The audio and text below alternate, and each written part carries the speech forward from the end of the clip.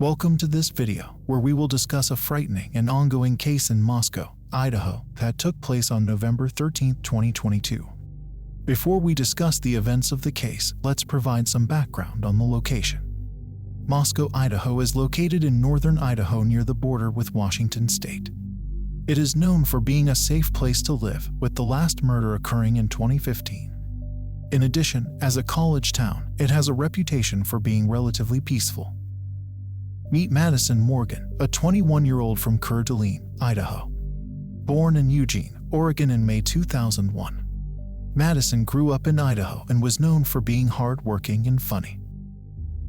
She was excited to be attending the University of Idaho and was in her final year studying marketing. Madison had been in a relationship with a fellow student named Jake for nearly a year and was looking forward to graduating in 2022. Kaylee Goncalves, also 21 years old, was from Rathdrum, Idaho, which is part of the greater Coeur d'Alene area. Born in Concord, California, Kaylee was the middle child of 5 siblings. During middle school, she and Madison formed a close friendship that lasted throughout their university years. In addition to being athletic and sociable, Kaylee was an adventurous person studying to become an elementary school teacher. She had a passion for working with children and was excited to start her career in education. Kaylee was just a few months away from moving across the country for a new job in the tech industry in Texas. She was excited about the move and had planned a road trip in her brand new Range Rover and a trip to Europe. Unfortunately, she never got to experience these opportunities. Ethan Chapin, who was 20 years old and from Conway, Washington, was a triplet with 2 siblings who were also close in age. The trio enjoyed playing basketball and soccer and running cross-country together. All 3 ended up attending the University of Idaho, with Ethan studying recreation, sport, and tourism management. He was in a relationship with Xana Kernodle, who was also 20 years old and from Post Falls, Idaho. Xana was a talented gymnast in her younger years and later excelled in volleyball, track, and soccer. She was deeply loved by those around her and studied marketing at the University of Idaho. She was a Pi Beta Phi sorority member with Maddie, and the 2 worked part-time at a local Greek restaurant. This is how the group of friends became acquainted with one another. Maddie and Kaylee had been best friends since childhood, and Xana and Maddie were in the same sorority and worked together. Xana and Ethan were in a relationship. Tragically, all 4 of them were murdered in the same house in the early morning hours of November 13, 2022. Maddie, Kaylee, and Xana all lived together at 1122 King Road in a large 3-story house with 6 bedrooms and 3 bathrooms. It's important to note that the house was situated on a hill and had both a front door on the first floor and a sliding door on the second floor at the back of the house. These details will become relevant later on in the story. Maddie, Kaylee, and Xana shared the house with 2 other students, Dylan and Bethany, bringing the total number of residents to 5. On the night of November 13th, there would be a total of 6 people in the house, including Ethan, who was Xana's boyfriend. The group also had a dog named Murphy. Bethany and Dylan had a bedroom on the first floor. Ethan and Xana's bedroom was on the second floor, and Maddie and Kaylee's bedroom was on the 3rd floor. This picture was the last one taken of them before the fatal night. On the night of the murders, Ethan and Xana attended a fraternity party just a few minutes away from their home, arriving around 8 p.m. Meanwhile, at about 10 p.m., Kaylee and Maddie were heading to the Corner Club, a sports bar in downtown Moscow. At 1 a.m., Bethany and Dylan, 2 roommates, returned home to 1122 King Road after being out separately that night. Ethan and Xana were also home at this time. At 1:45 a.m., Kaylee and Maddie left the Corner Club and were seen on a Twitch livestream, the last time they were caught on camera alive. This was at 1:30 a.m. Have a good night. Bye. Hello. Hi. Welcome back. Thanks. I think I would like the But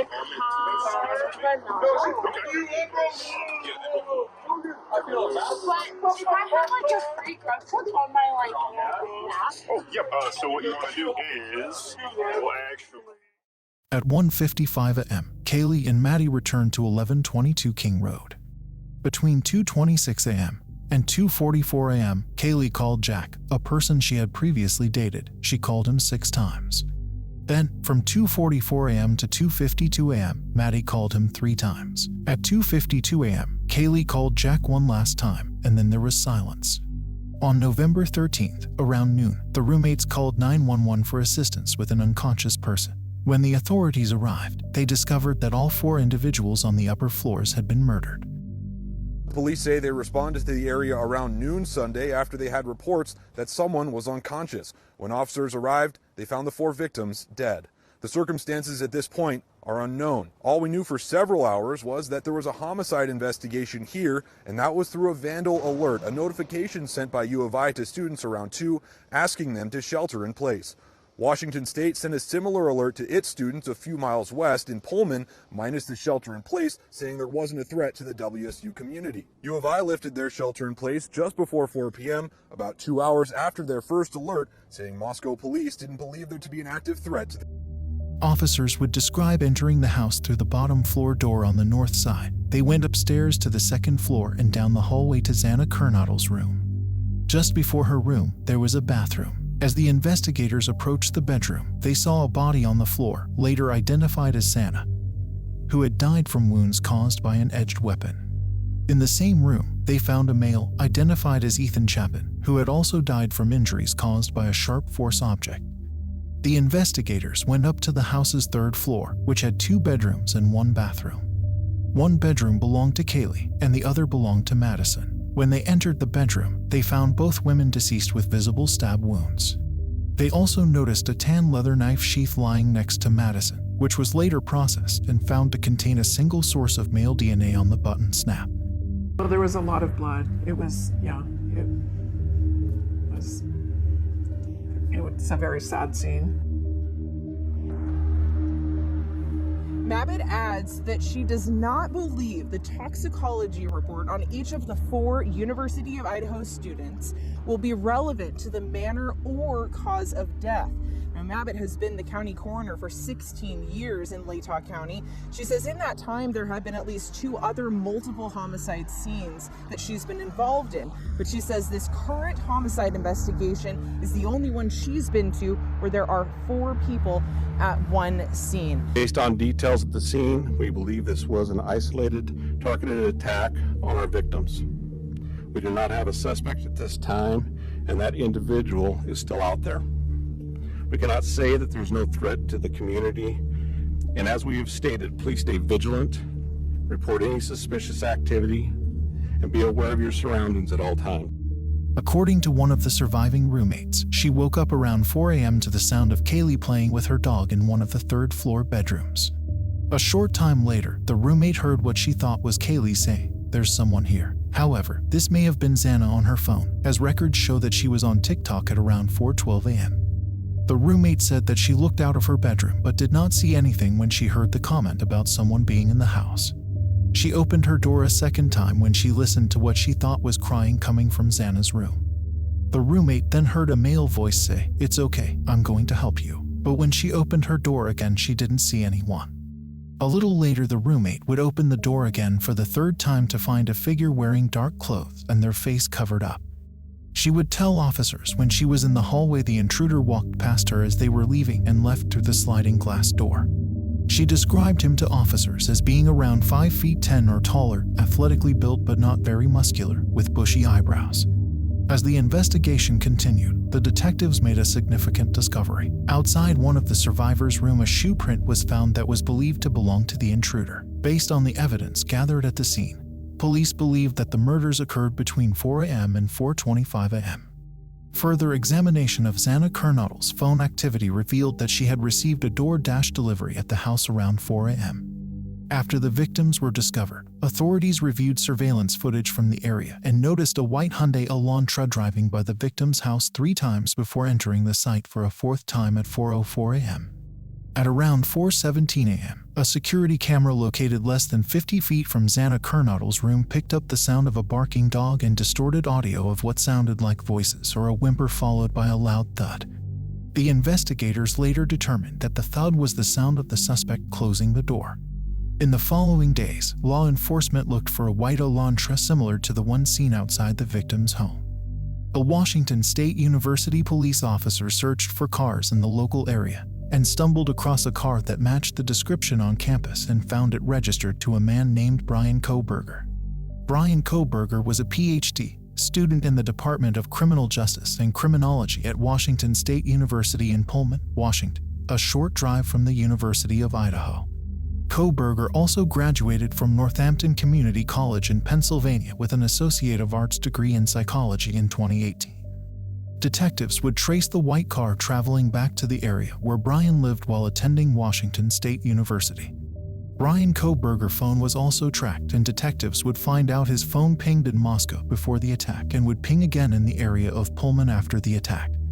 However, the phone was turned off from 2:47 a.m. to 4:48 a.m., consistent with Bryan attempting to conceal his location during the crime. In addition, an analysis of his phone records showed that his phone was near the victim's house at least 12 times before the murders, including as far back as August. All of these instances, except for one, were late at night or early in the morning. The morning after the murders, Bryan's phone was near the house between 9:12 a.m. and 9:21 a.m. He also registered his white Elantra in Washington State on November 18, 5 days after the murders, and received a new license plate. According to the investigators, after receiving the unique plate, he called his father and asked him to take a road trip to Pennsylvania. However, Bryan told his father that he didn't want to fly and preferred to drive for the journey. Investigators would pull Bryan over during the trip to Pennsylvania to document his travel as evidence. Body cam footage showed that Bryan's arms seemed to have marks.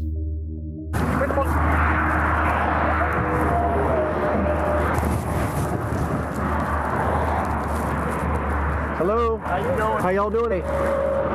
Good, good. Take your driver's license real quick if I could. See, he's right up on the van, man. He's right up on the back of that van. Over for tailgating. Is this your car? Okay, cool. Where you headed? Well, we're coming from WSU, and we're standing early. What's WSU? University, basically. That is SWAT team area. So okay, I'm having a hard time reading because of the traffic. So you're coming from Washington State University, and you're going there? Oh. We're going to be going to Pennsylvania. Oh, okay. Yeah. So we're slightly driving hours. Hours, days. Hours driving. Well, yeah. Okay. And what did you say about some SWAT team thing? Or yeah, there was a mass shooting and everything. Where?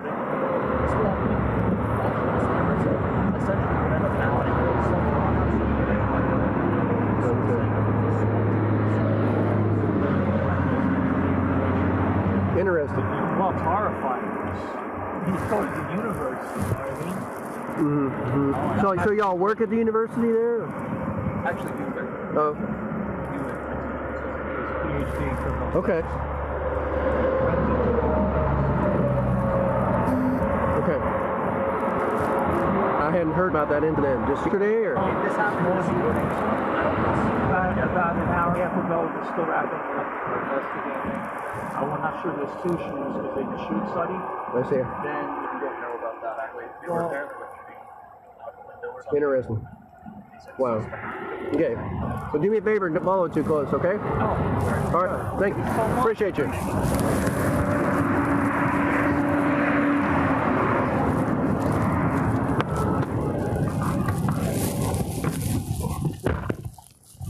The investigators also noted that the car had previously been registered in Pennsylvania and that the Pennsylvania license plate was set to expire on November 30th. With this information, Bryan became the #1 suspect in the case. A surveillance team assigned to Bryan was tasked with 2 missions: to keep an eye on Bryan so they could arrest him as soon as a warrant was issued, and to try to obtain an object that would yield a DNA sample from Bryan, which could be compared to DNA evidence found at the crime scene. This would help to confirm his involvement in the murders. According to a law enforcement source, Bryan was seen wearing surgical gloves multiple times outside the Pennsylvania home. In one instance, authorities observed him leaving his family home around 4 a.m. and placing trash bags in the neighbors' garbage bins. At this point, agents recovered garbage from the Bryan family's trash bins and the observed items placed into the neighbors' bins. These recovered items were sent to the Idaho State Lab for analysis. It was also noted that Bryan applied for an internship with the Pullman Police in the fall of 2022. In an essay, he stated that he wanted to help rural law enforcement agencies with how to collect better DNA and analyze technical data in public safety operations. Bryan also posted a Reddit survey asking participants to provide information to understand how emotions and psychological traits influence decision-making when committing a crime.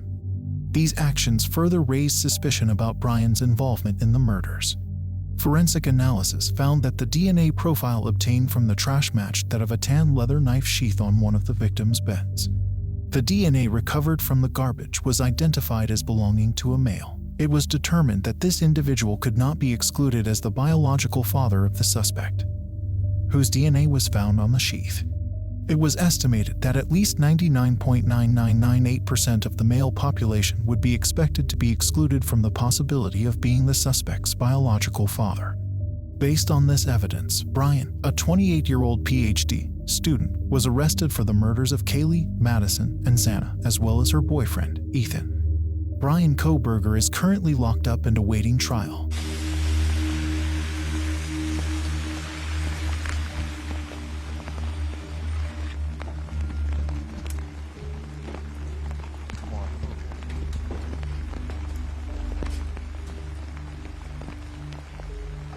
Bryan, did you do it?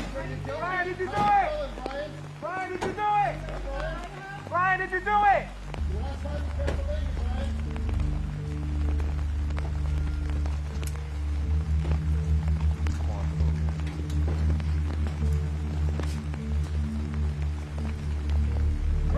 Bryan, did you do it? Bryan, did you do it? Bryan, did you do it? Bryan, did you do it?